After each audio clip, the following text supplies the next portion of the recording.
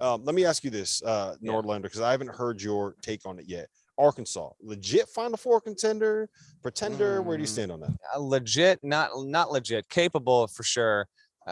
Legit would mean to me in that top 8 range, most likely. They can get it done. Musselman's done a wonderful job. They had kind of the similar trajectory to A&M, even though they had much more high level wins. Arkansas was hot early, then they really swooned, and then they've been terrific over the past 6-7 weeks. I've been in on JD Notae's value for 2 months now.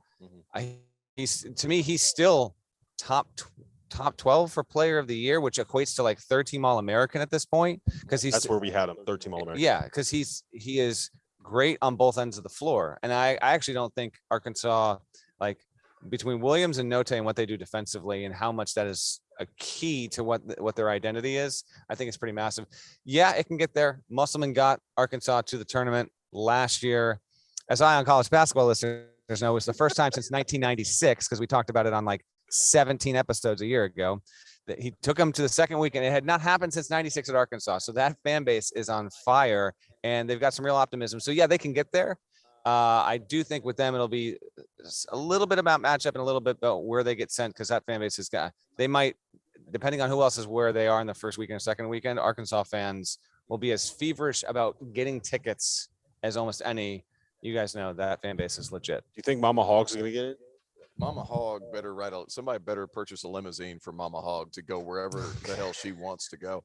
But one thing that I look at when it comes to tournament wins and how big are your guards? How can you withstand some of the physicality that comes with NCAA tournament play?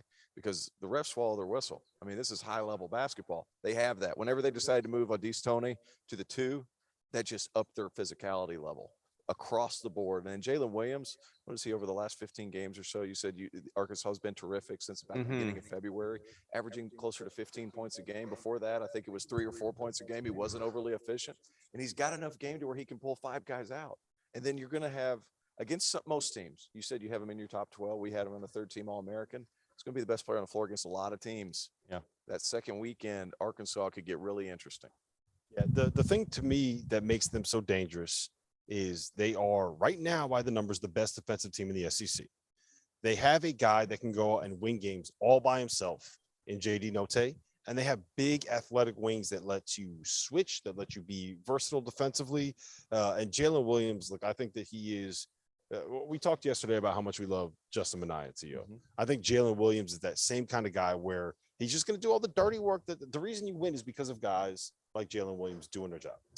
Agreed. Because when you watch Arkansas play, it loves to push what's wild is it will push the tempo, but it can push the tempo and still absolutely dictate how the game is going to be played defensively. And that's a bit of a magic trick that Musselman does a great job with. And then when you factor in how much Williams can erase or make up for, it's what makes them particularly dangerous. And yes, like I know you guys got Bet Rivers and all that. Arkansas to me is a very good value play. Now, then again, if Arkansas wins the SEC tournament, I mean, they're not right now. I feel like they are in the consciousness, but they're not going to be among the most likely Final Four picks. You win the SEC tournament, however, you get there on Sunday. That's going to vault them that's a seed line bump. That's an Eye on College basketball podcast reference, by the way, seed line bump.